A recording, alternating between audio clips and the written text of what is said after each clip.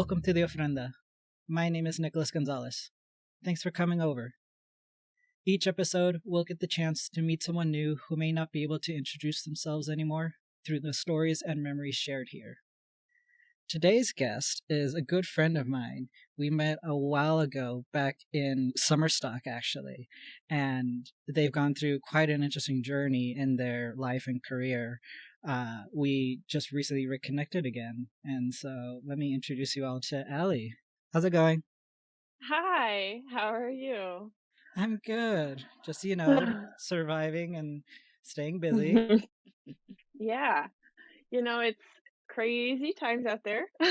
Yeah. It's but it's I think that it's challenging, and of course would be very privileged of me to say that this has been a good experience for everyone, because it definitely has not been. But Yeah. it's been a very interesting experience for me to reconnect to my roots, which has been a delight for Yeah. me. Well, that's good. Did you Yeah. go back and start? I take it by that you mean you reconnected with people you haven't in a while, or go back to interests that you've had. Yeah. Well, for those of you who don't know me, I worked for Cirque du Soleil for almost 7 years. So I traveled with the circus for a long time. And so I was not home much at all. And so I had been home for about 6 months when the pandemic started. And I was planning, like, I had a trip planned. I was going to fly to New Zealand and drive around in a camper van with one of my really good friends. And our flights were on like March 17th, so Oh we did not get no. to fly. Yeah. So, Oh. yeah. So I've been here and with my family, like my parents and my sister, and really getting to spend time with them. I think this is the longest and the most time I've spent with them consistently since I was like 18. So that's kind of crazy, you know? Yeah. Mhm. Well, that's good. How was Cirque? Because just Oh, whenever you hear of anyone running away to the circus, it's always an interesting story. it is. It was a very fun experience. I learned a lot. I actually one of my summers at Summerstock, there was a coworker of ours that I met that was on a sabbatical from Cirque, and they are the person that hired me into Cirque a couple years later. Oh, nice. So, yeah. And so it was really kind of random. I was in my last year of school in college, getting a degree in theater design and technology from Minnesota State, so in the cold of winter. And I get this email from this person. It's like, I'm hiring an assistant. You should apply. And I was like, oh man, that'd be so fun. So I did it. And then I got the job and I finished my degree, the last like 3 months of my degree on the road, and traveled with them for many years. And it was so fun. I think the thing that's special about Cirque that's different than other tours is that circus is just like a very different art form than like traditional theater. And you, at least in my experience, I don't know if this is true for everyone, but in theater, the level of trust is a little different than the level of trust you have in circus, because these people are doing a lot more challenging things. Not that it's not challenging to do those sort of things, but they're putting a lot more of their life on the line. And Mm, so the level of trust that is required is very different. So you really get to know people really well, which is cool. I yeah. like that about it. Yeah, that's a good point. I didn't really consider Hmm. that. But yeah, I mean, when you in theater, yes, you are emotionally vulnerable with a lot of people. Hmm. And I mean, there are some situations where like there's fight scenes or there may be certain tricks depending on the show, especially slap comedies and stuff like that where it's very physical. But yeah, in circus acts, there's a lot of you are basically performing incredible feats, and so you are relying heavily on everyone else around you to pay attention and know what's going on, and if something does go wrong, to know what are the steps to take afterwards. So yeah, that's a good point. It is. And if I, as as a technical person on that show, mess something up even slightly, it could very, very heavily impact people, and not just like, oh, the set piece is in the wrong spike, you know? Right, yeah, Because there's the consequences, I guess, are a bit more extreme. just a little bit higher. So, it's just different, but also this thing is just joy, and sometimes the stories don't make any sense. So it's kind of fun too. You're like, I don't know what they're doing. It doesn't really make any sense, but it's fun. So, Awesome. Yeah, well, that yeah. sounds good. So then, I guess now that it's been a while since you've been with the circus, what are you kind of doing hmm nowadays? Well, now I'm a life coach. So my both, I don't know if you knew this, but both of my parents are in mental health. My dad's a psychologist and my mother's a social worker. They're both retired now, but I always grew up around sort of mental health things and always been sort of spiritual. And I hired a coach and I was like, my life changed drastically. And then I was like, oh, this is the thing I've been wanting to do my whole life because it's very similar to like all of the theater stuff where we're looking and we're analyzing, and it's also fun, Hmm. but it feels like it has a little bit bigger of an impact for me and it like nourishes my soul a little more deeply. I get to use that part of me that somebody's like, we need to make, I don't know, think of a prop I've had to make. We need to make a book that accordions open and a light shines out of it. And like take that same skill of like, oh, what are the ways we could do this? And like, what are the things I need to ask for help with? And using that with real people rather than fake things Hmm. is really fun. That's an interesting point. Yeah, I guess I never hmm considered that. But yeah, a lot of theater is you're kind of working within the parameters of what you have and say, okay, well, how can I improve this? How can I make this work in the situation that I'm currently in? Specifically with props too, because a lot of it is you're using things in ways that they may not have been intended to be used to begin with, hmm but you're finding new ways to and new approaches to different situations. So yeah, yeah, that's a good point. Definitely. And I think that there's another thing that happens a lot in the props world that happens in like coaching as well, where if you think that it's going to be impossible to make that thing out of those things, like Hmm. you look at that pile and you're like, it's impossible for me to make those into this. It's going to be impossible. So you kind of have to get creative. You have to be willing to look at things differently and be like, well, I'm just going to like pick up the things and like try it. Hmm. We'll see where we get. And being adaptable. It's the same skills, just used in a different way. So Yeah. I like it. No, that's cool. Nice. hmm Well, today, who would you like to introduce us to?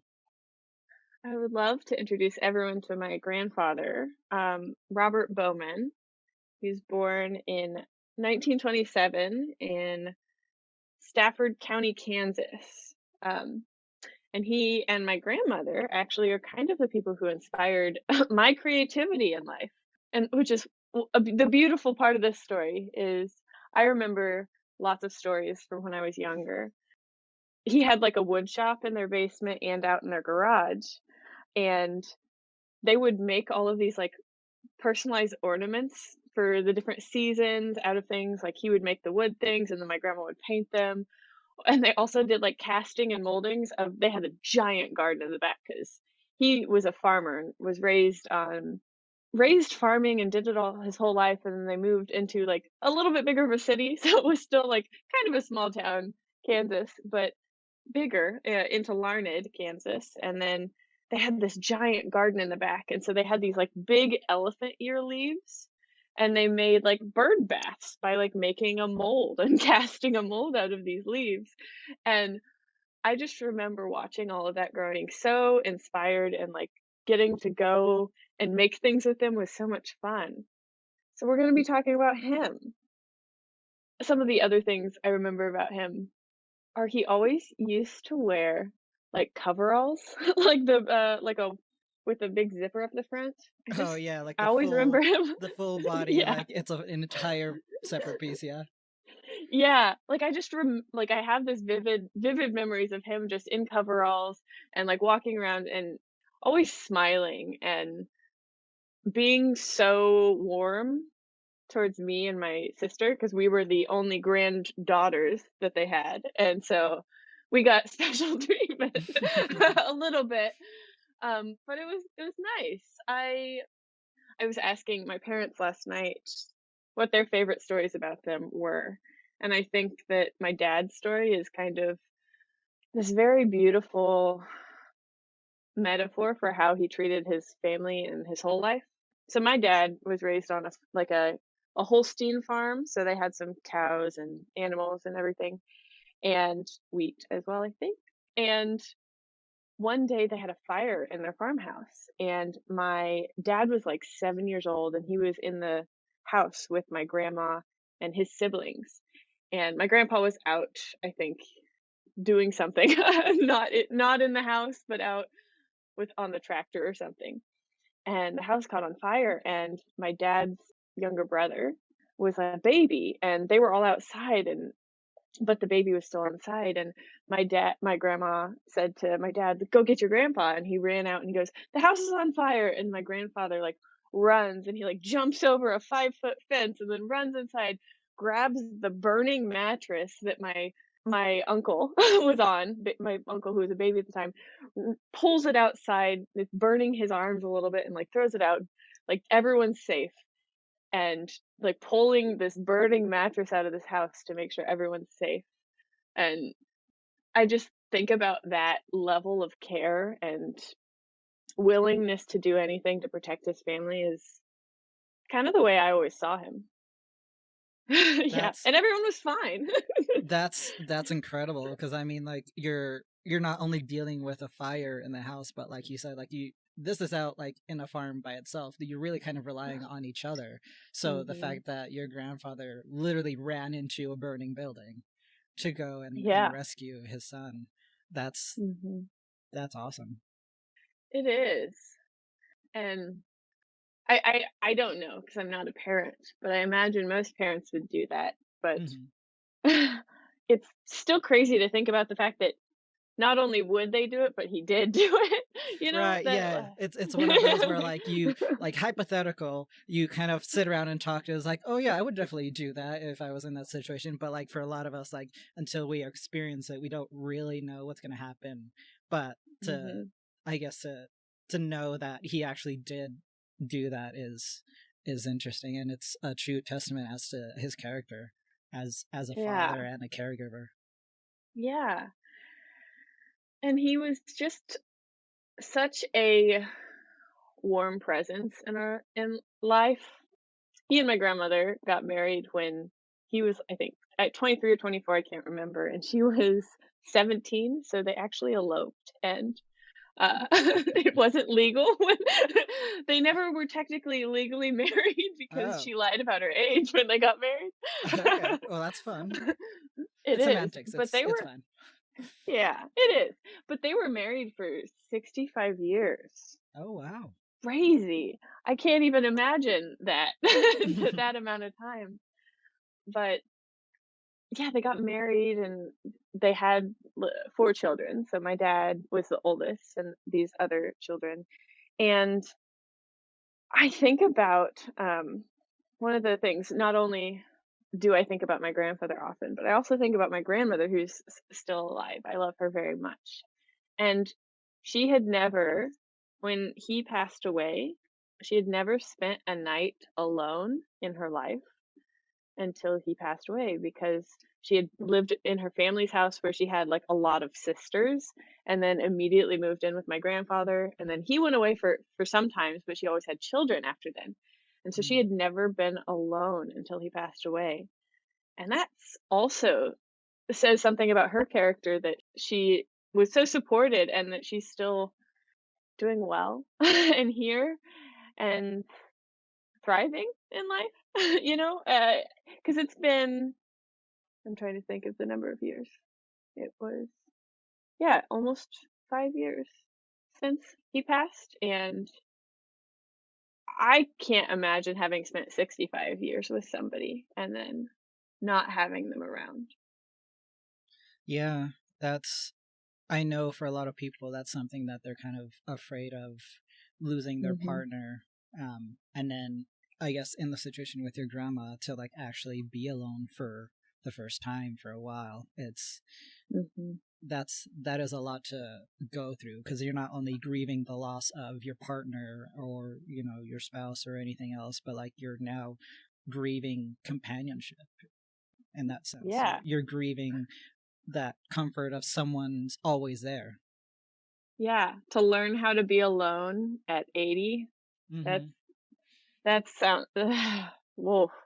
Yeah, I mean, right Uh, now, I know a lot of us, mhm. like now, even when we're younger, are not comfortable being alone. So to imagine having Right? to first experience that later on in life is a lot. It is. And, like, I think about the pandemic where it's like all of us were s it was so hard for a lot of us, to first be like especially if you're single and you're living by yourself anywhere and you're like, "Oh, well, I'm not gonna see anyone for a while." Hmm. And being a young person, that seems it doesn't seem as like, we aren't in the habit of always having someone around as Hmm. much. Right. Yeah. Like, I Like I think think. we've also been so you go ahead. Oh, you're good. No, I agree, and it was actually something I was surprised at because I'm an introverted person, but because of my work and because of what I was doing, because I was also on tour, I was constantly Mhm, surrounded by people. Like even when I was alone in my hotel room, I could hear everyone around me. I could like walk outside and like see crew or cast members around town as well, and we were always around people, even if you didn't necessarily interact with them. And so to yeah. now self isolate and to not have that, I guess that sense of being around others is very interesting. It is, and I definitely resonate with that after touring with Cirque, where it was and I think I was lucky, I don't know if lucky is the right word, but because I had gone on sabbatical before the pandemic had started, I had had a couple of months to get used to not just having people down the hallway if I wanted to go talk to someone. Hmm. But But that doesn't make it easier, you know? It's still very weird. Because even if I'm alone, it's like, "Oh, well, I know this person's next door and this person's 2 doors down or the floor above me." Right. Yeah. You It's you know that you can just like message someone and be like, "Hey, do you want to grab lunch before work or anything?" And then be able to meet up Mhm. and just go. Yeah. And there's an interesting part there about because, well, I don't know what it was like for you, but with Cirque, we're working with people from all over the world, so not only am I now not in I'm not even in the same city as these people, they're all across the world, and Hmm. so it's just very different. Yeah, it is. I mean, like a lot of the people that I work with are normally on the East Coast because that's usually where Mhm. a lot of theater work is. And so like being out here in the mountains, kind of isolated again, it was a real shocker, to be honest. It is, and I think that there's something interesting about when you have been somebody who lived in a small town or, like, in a more rural place than, like, the big either coast or, like, in big cities, and then you go and you tour and you get used to that, and then you come back into your other places and you're like, "Where am I?" Yeah, it's Like another world now. yeah. Yeah. Yeah. Cool. But I found a delight in re-exploring that in the ways that feel safe, you know? Hmm. But it's interesting because I was on tour. My when my grandfather he passed away, he had non-Hodgkin's lymphoma, and he had it for almost 20 years when he passed away. So Oh. he was doing pretty well.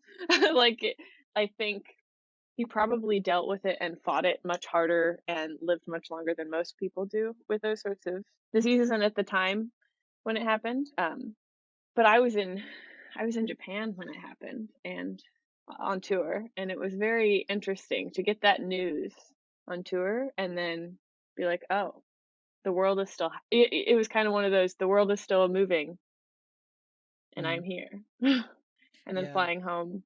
Hmm. Yeah, no, it's very like being on tour, you miss a lot of celebrations and life events just because Yeah, you aren't physically there, which depending on your situation you either get used to or you change what you do. I know a lot of people have stopped touring because of that and they didn't want to miss other milestones in people's lives. definitely. I do feel lucky though Hmm. that because this was during my first year of working at the circus, so I hadn't been away that long yet. But I felt lucky that I had been able to come home for I don't know if it was a Thanksgiving or Christmas, but I was back for one of those holidays and I got to spend time.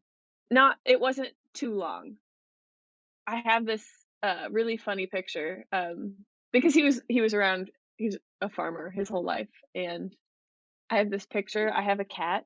Well, I got a cat when I was in college, and then my parents took it when I went away for the circus. But I have this photo of him that is one of my favorite photos of us eating, I think, Thanksgiving meal, and he's sitting in a chair, and this baby kitten has crawled up and is like licking the leftovers on his plate, and he's just sitting there letting it and like watching it, and it's just this delightful photo. The level of compassion and like gentleness paired with, like, how courageous he was with, like, the fire and that he was such a good person, multifaceted, Yeah. and when they moved into the city from off of the farm, which they did that when I was about 1, so I don't really remember the farm that much. Also, to call Larned, Kansas a city is probably a stretch, but It's we'll a go bigger with it. town. We'll go with bigger A town. bigger town, Yeah. yeah, yeah. He started working at the state hospital as a substance abuse counselor, which is interesting because I asked my parents that last night. I was like, how did that happen? He Hmm. went from being a farmer to being a counselor. They said, yeah, he started as an aide and he just really had a natural gift of like kind of being a father figure to all of these people who needed support and was really good at that. Hmm. And that's so cool to me that that he was able to do that and help people through those sorts of struggles. That is Mhm. interesting because it is a very, when you just look at it at face value, it doesn't seem like they would connect. But at the same time, you look at it, and a farmer is caring for not only their crops and the animals around them, but also the people that it helps provide food to. They're very nurturing Mhm. in that situation. So then to move forward into that, I guess, that field of also nurturing other people who are struggling in another way, it does make sense that the connection there of, like you said, being a father figure is present in all of that. Yeah, and it's not only I think farmers are not only like nurturing and caring for all these things, but there's also a level of consistency and integrity with what they're doing Hmm. that is necessary. Like you have to keep watering the things. You have to keep like you have to milk the cow. You can't just let it. Right, yeah. Yeah. So, and I think that that's part of what is a lot of people in those situations. I don't know. I can't. That this is kind of a blanket statement, but I can imagine for someone going through a rough time that that level of care paired with a level of consistency be really healing and nurturing presence Hmm. to be around. Yeah, no, I know some people who have substance abuse or have struggles with either Hmm. alcohol or with drugs and stuff like that. And one of the things that I've heard from them is there was never a support system that they could rely on. So having someone who was consistently the same, who would always treat you kindly, who was there to listen, who you could open up Hmm. to, was a very key thing for them to try and move past what it was that they were going through.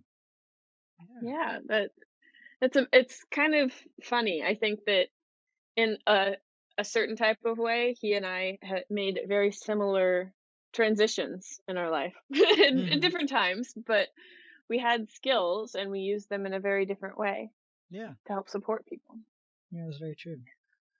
Is there anything in particular that reminds you of him? Like, say, like a particular smell Mhm. or a place or something that you see that will just immediately connect with him? Yeah, there's 3 different things actually. Sunflowers. Sunflowers make me think of him. Like, old pipes make me think of him. I never remember seeing him smoke a pipe, but I knew he had one, and it just, like, the image of a pipe makes me think of him. And then, as I mentioned earlier, coveralls always make me think of him. Hmm. I'll tell you a funny story. So when I first like my spiritual journey, I had a friend who really believes in psychics, and I was like, "Man, I don't know. I'm a little dubious. I'm skeptical." But she had told me the story of how this psychic told her about this place and told her her future wife about this place. And so they both had readings with this person that told them about this thing that was going to happen in their future. And then it all came true. And it was like they both met at this place that this person told them about, but like with no recollection of it at all. And so I was like, man, that's a pretty compelling story. So I'm gonna book a reading with a psychic. Why not? Right. I So mean, like that's a pretty good track record so far. yeah. So I was like, okay, well, I'm gonna see the psychic, and I'm very skeptical at this time. So I said, okay, I'm gonna send it from my email that's not connected to anything else. That's not connected to any of my stuff. I'm not gonna give them my last name or any details. I'm just gonna like see what they see. And so I did. And one of the first things that they started talking about was like, I see there's this presence of this man in coveralls, and he's like tobacco smoke is around him, and he just wants you to know that he's watching and caring for you and that he's always there. And I immediately started crying because I was like, how can this person know those details about my memory of my grandfather? So that's like I think that he's always with me, even though he's not here anymore. Is there anything that you remember that surprised you to learn about him, either while he was alive or after he had passed away? Mm, I think about I didn't realize how conservative he was. I mean, I probably could have guessed it knowing he was a farmer in Kansas for most of his life. But, just my parents talking about how conservative he was, and how much they would argue with him about politics, and he was very stubborn in his beliefs. That was fairly surprising to me. I think I was so young that I didn't quite understand it when I was younger, but that also he the first time he ever in his life voted Democratic was for Obama. I was like, "Wow." Wow, that To that level of growth is pretty big, you know? yeah. I mean, especially with that with the upbringing that you mentioned. Yeah. So that's surprising to me, but also amazing. You know, growth is possible. Right, yeah. You always I think the thing that's always interesting with people is you especially with those that we care about, we don't always want to see like anything necessarily opposing about them. Mm, And so yeah. the fact that you were able to learn that he was more conservative than maybe perhaps you would be, but to Yeah. still like have that respect and understanding with him to be okay with that is I think a very telling thing. It's something that shows not only growth in him but also in you, in that you don't Mm. feel it's something, oh well, because he did this one thing I'm not gonna see him anymore, or I'm not gonna like think about him in this way anymore. Yeah, I think that this is my perspective on it. I appreciate that. Thank you. And I think that there's a lot of people who really want to who get really upset about the things other people do, and that's not to say that people don't do terrible things sometimes. But I also always want to hold space for people to learn and grow because I think that sometimes we just don't know what we're doing. And I do believe, for me, and no one else has to take on this belief, but I do believe everyone is doing the best that they think they're doing. I don't think people are actively out there thinking, "Ha ha ha, I'm gonna go get him," you know. Right, yeah. At least we all So, hope. yeah, I hope. I very much hope. So that thought and belief gives me a lot more compassion for anyone who believes things differently than me. And it allows me to just be curious about it rather than like need to convince them that they're wrong or demonize them. It's just like I get to be curious about why they think what they think rather than need to paint them in any sort of light. And that is a very, I should add in here, this is a very privileged point of view, but Hmm. also I have the privilege to be able to do that. So why not? Why not be able to make that impact? Yeah. I think a lot of people get, like you said, they get hung up on seeing the negative, or like just focusing on what someone did that might have upset them or hurt them in some way, and not go past that. It's hard in some situations, of course. I'm not saying that just because Yeah. someone hurts you, oh, you should just forgive them and nothing happens after that. There should be some, I guess, communication back and forth. There should be some, I guess, what's the word, some basic respect given in both Yes. situations, where you both sit down perhaps, or take the time to actually explain what's going on within you, because no one's a mind reader. No one's going to be able to tell you what's actually going on by just looking at them. You have to actually explain yourself. And so I think taking the time to sit down with someone and listen to what's actually happening to them, what they're believing, what is affecting them, and what has affected them in the past. Taking that time Yeah. to learn from them is I think key to be able to grow for both of you. And then actually, if it's possible, perhaps the relationship can get better. And if not, at least you both can step away knowing that you both were honest with each other, and there's no regret, there's no grudge held between you guys. Yeah, you put that so beautifully, and I think that that's so true. People are human, we make mistakes sometimes, and not that's not to say that like, I mean, okay, I don't know. I might say this and it be offensive, but that's not to say that being conservative is a mistake. I, like, have opinions about that, but that doesn't mean that that choice is necessarily a mistake. It's just a choice somebody's making. And Hmm. if they don't understand the impact of the choices they're making, well, one, yes, they can learn them, but two, I can't assume that they haven't taken a look at that. And I think that's where I get a little more of that compassion of, like, let's sit down and have that conversation, is because maybe they have, and that is the choice that they want to make. Cool. That just gives me more information and I get to decide how I want my relationship with them to be. Right. Maybe they Yeah. haven't thought about all of it. Yeah. It's sometimes I think we are so hot and cold with people, and we don't actually sit down and have the conversations because we're afraid. We're really afraid of what they're going to say. But it's not so scary when you just I think it's not so scary when you have the boundaries of, like, self-worth, and you, like, what they say isn't going to impact me knowing that I'm worthy of being treated with respect. Yes. So, Yeah, and that's an interesting point that you brought up about the fear of talking with someone and getting to know them. I think a lot of us feel that with either people who are currently with us in this situation, or people that we've known in the mm, past, like we may have done something to hurt them unintentionally, perhaps, but we're afraid to approach them about it because we are afraid that, oh, they're just going to yell at me and be mad at me the entire time. They're going to, chew me out, rip me apart, and I'm going to feel worse about myself because of that. And so I think taking the time to sit with yourself, learn your own self worth, and also at the same time learn that you made a mistake and be willing to hear what were the consequences of that mistake. Because for a lot of us, we yeah, may not know. We don't know if we fucked up in some way, or we don't know to the extent of what our actions affected.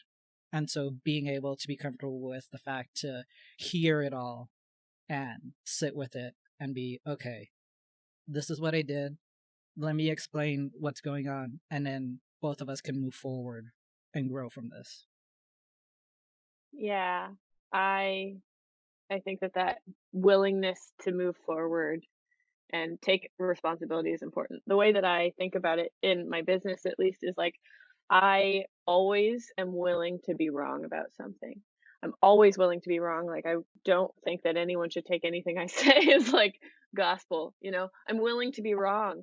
And on the other hand, on the other side of that is, like, I'm always willing to make it right with somebody else. And make it right might not be like 100% comfortable for either of us. Yeah. And it might just be like making it right is me not having communication with you anymore. But making it right also might mean apologizing or doing something in service of them that they need.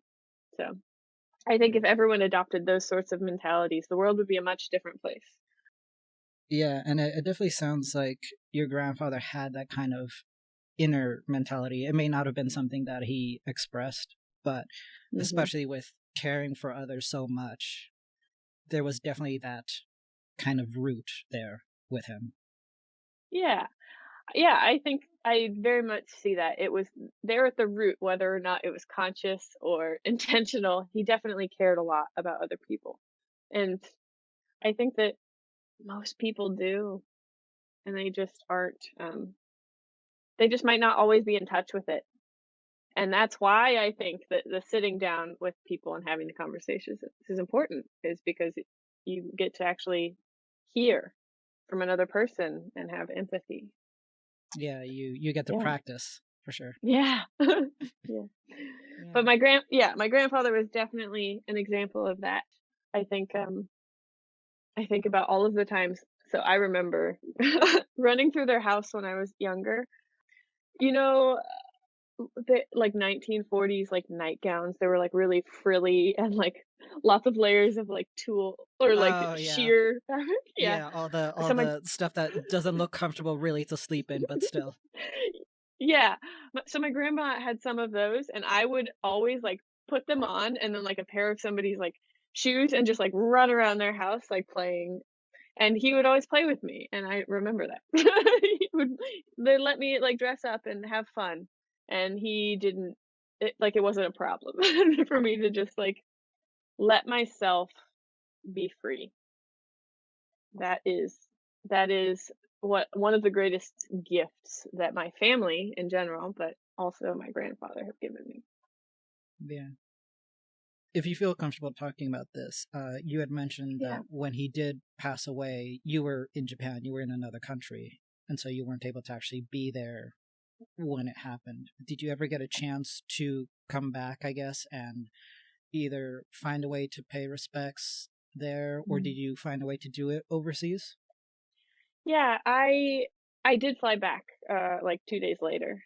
Like, I booked a flight right after I found out and was able to fly back. That is one of the things that I was lucky about with my tour and Mm. with Cirque in general is they are able to we're able to figure things out, it was like, "No questions, you're able to go." But I it was interesting because we had heard that things were going poorly, and I got that information. I was like, "Okay, we were in the transfer, so we were setting up for the next city."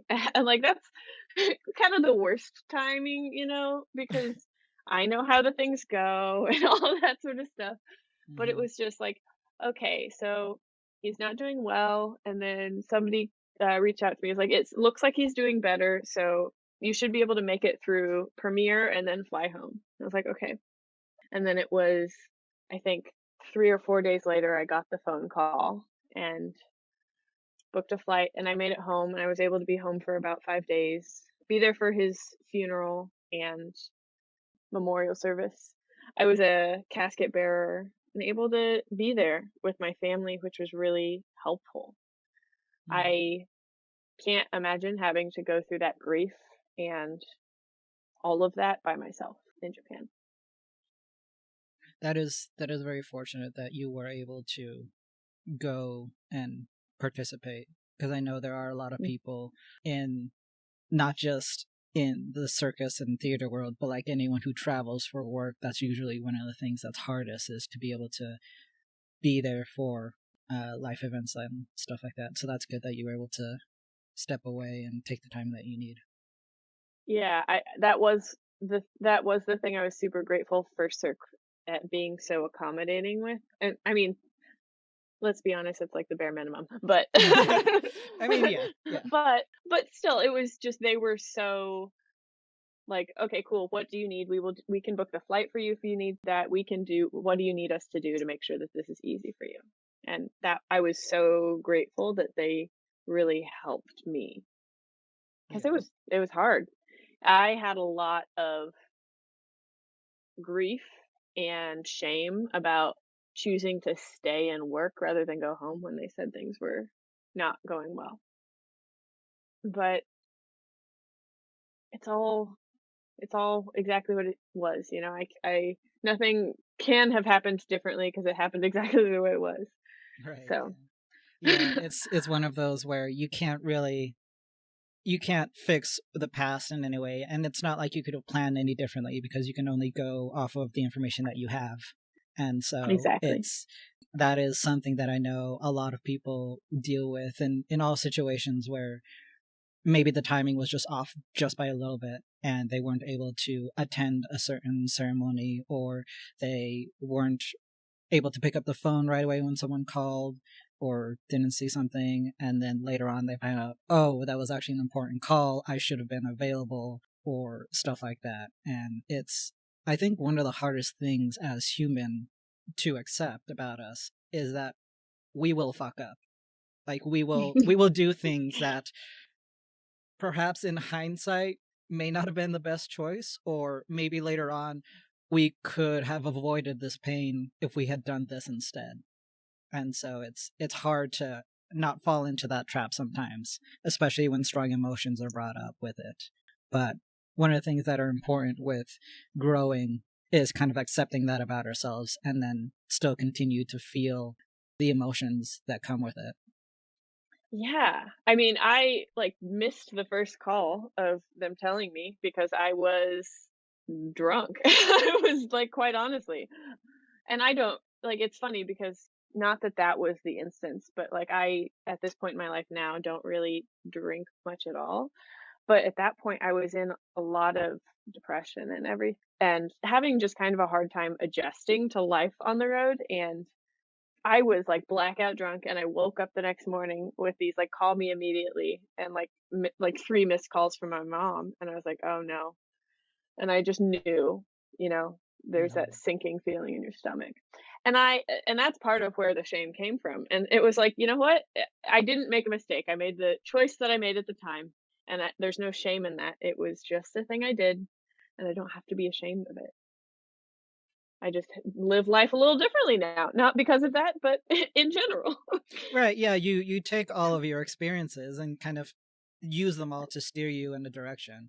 And there might be situations where, like, yes, this one event changed a lot, but at the same time it could be all of these other smaller events have changed one thing about me. Yeah. One of the great things I feel super grateful about being like a coach is letting people see the impact of the shifts they make in their life and really getting to look at, like, hey, you actually created that. You had the conversations, you did the things. And I think that we as humans are so like, I mean, our brains are kind of designed this way. Like, we look for what's wrong because, well, we evolved from these creatures who had to fight against bears and stuff.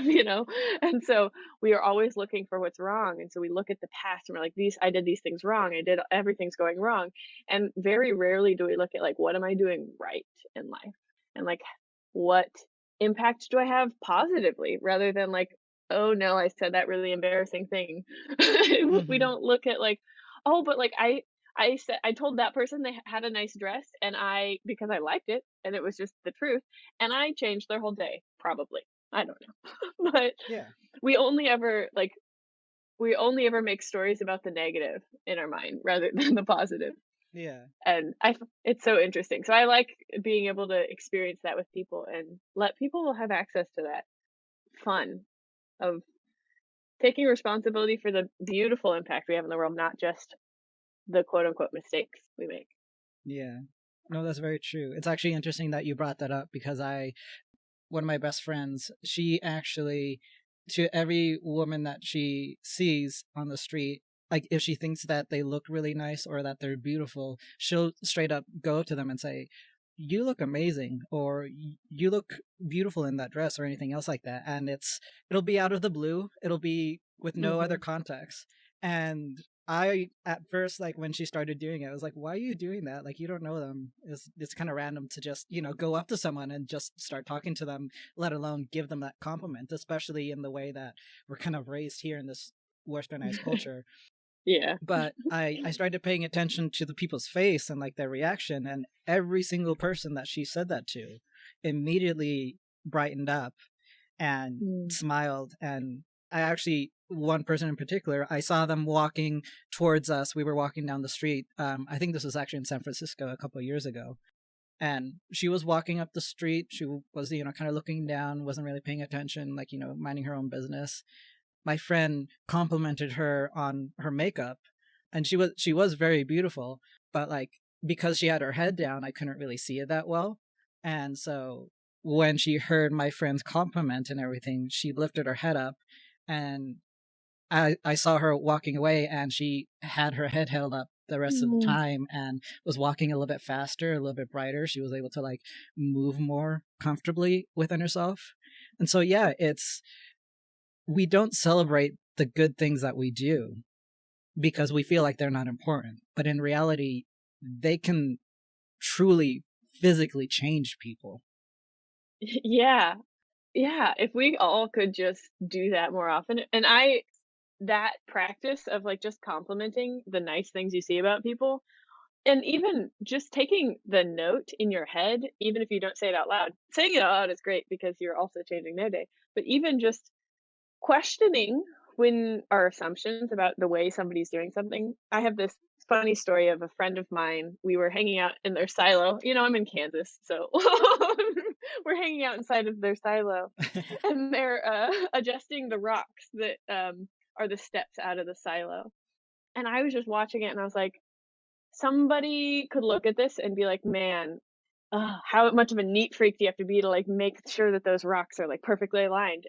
So I watched and I'm like, that's how somebody could perceive this. But do you know how I'm taking this? Is like, wow, this person cares so much about our safety getting out of this. They want to make sure that these rocks are stable so that none of us get hurt. And just even things like that, where it's like you can notice those things if you just start opening your eyes to it, of like people are always doing things like that, and we just might not be paying attention. Yeah, yeah. Mhm. There's always I think that's one of the hardest things for humans to accept is a lot of people are generally good and what they do is going to benefit a lot of other people around them. It's just being open to the idea of, oh, this person is not being selfish or they're not being like, controlling or some Mhm. way. They want to help. They want to support. They want to be a positive influence for someone, even if they don't get recognized for it. And I think that's a Yeah, really good thing. it is. And yeah, if somebody just went through your day, and rather than, at least this is the way that my brain instinctually works. That's the only way I know how to talk about this. Rather than me being like, oh, that person is thinking about this thing I said, or they think I was being mean, or because that's how I normally think. It's like, oh, everyone thinks I'm mean or I'm weird, and everyone's judging the things that I post on social media or whatever. Like, rather than doing that, being like, how could it be true that like the thing that I posted today changes somebody's life? Or how could it be true that me wearing a bright hot pink jumpsuit will make somebody's day, Yeah. Because our small little choices do have like really big impacts, whether or not we believe they do. Yeah. No, and I definitely think that the way that you've described your grandfather, it is something that I think you've kind of picked up from him because he was a very Mm-hmm. caring person. And as someone who doesn't outwardly show that they care necessarily in a way that like brings attention to them, but rather just does it because that's just who they are. Yeah, That's a very strong skill to have. it is. It's like the humble caretaker rather than like, hey, look at me, I'm caring for everyone. Right, yeah. And there's just, like, a little different thing, and I don't even know if he would've said, like, that he thinks he's taking care of and nurturing and doing all these things. I don't know that he would've recognized that that was what he was doing. It was just who he was, and that's beautiful. Yeah. I mean, like, especially with changing careers and with all of it still being focused on caring for others, I think is Yeah, very telling on a person's character. yeah.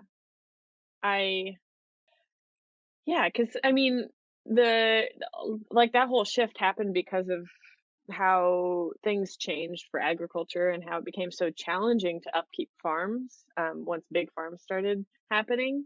And it was like he was going through a really hard time, and it's like, how can I make an impact still? I don't even know if that was a conscious choice, but it's what happened. It's like you roll with the punches, you know? Hmm.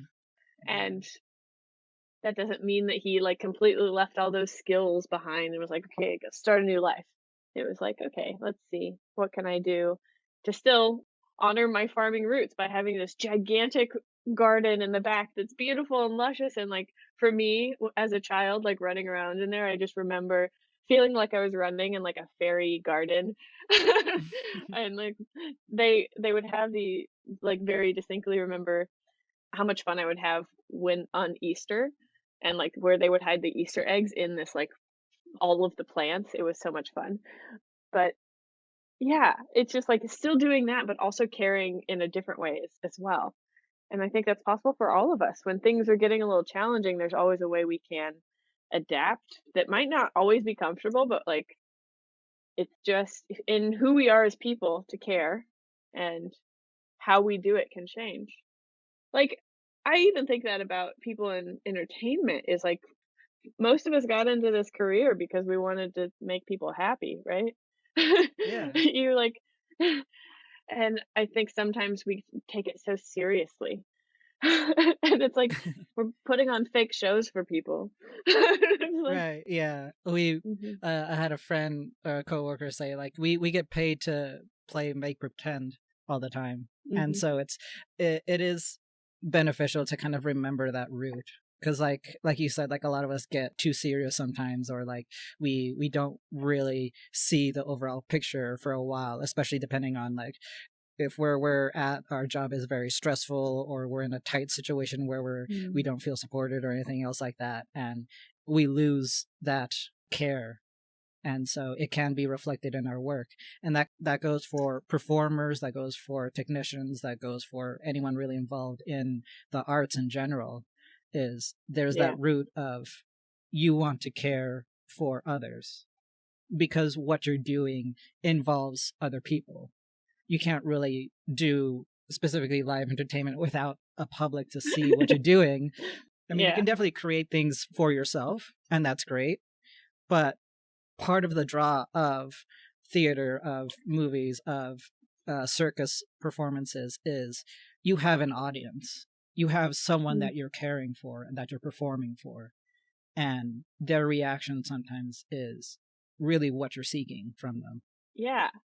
I it was always, impactful for me the second so I worked on 2 different circ shows. The second one I worked on, part of my cues, I was out at one of the support structures for the tents, which is in the house. So I was surrounded by audience members doing this cue, and it always reminded me of like, "Oh, yeah, this is why we're doing it." Like, you can hear the kids being like, "Wow! Oh my gosh!" Or, like, people saying really weird things too, but, like, you get to hear the applause and, like, you're in there, and that always just, like, brought me back home to, like, we're doing this for that. We're not doing this I get so weird and, like, in my brain of, like, "Oh, it's the wrong color brown on this thing," and you're like, Hmm. "Hey, you're people are coming here for 2.5 hours of magic where they get transported into a world and they leave feeling differently." And, I mean, circus is all almost always joy, and sometimes theater, there's different things, but, like, people leave transformed, and Hmm. that's, like, what it was, and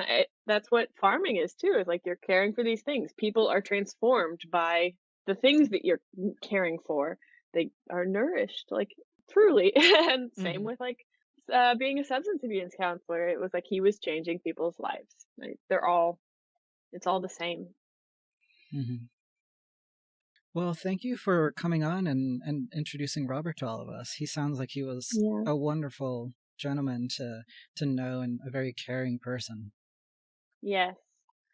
Most people in our family called him Bob Bowman, which I think is very more fun to say than Robert, but his real name was Robert. Bob Bowman has a fun like mouth feel to Yeah, it. that's a good ring to it. Nice. Yeah.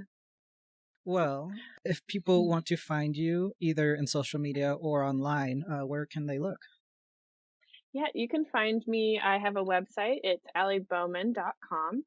Bowman is spelled like a bow, B-O-W, and man, M-A-N. And Ali is spelled A-L-I, so A-L-I-B-O-W-M-A-N. And you can find me on social media, Facebook at my name, and Instagram is Bowman Ali, so just the words backwards. Yeah, and I'd love to connect with you guys and hear about all of the cool things you're doing in the world. Not because we need to work together, just because I get really inspired by hearing how people are changing the world. Yeah, Mhm. awesome. Yeah, well, Yeah. thank you again for stopping by and Mm. opening up and having this conversation with us. Yes, thank you for inviting me on and letting everyone meet the beautiful, generous soul of Bob Bowman and having this conversation because it's important. It's important to remember people with joy in our hearts for the beautiful things they've done rather than only with the grief of missing them.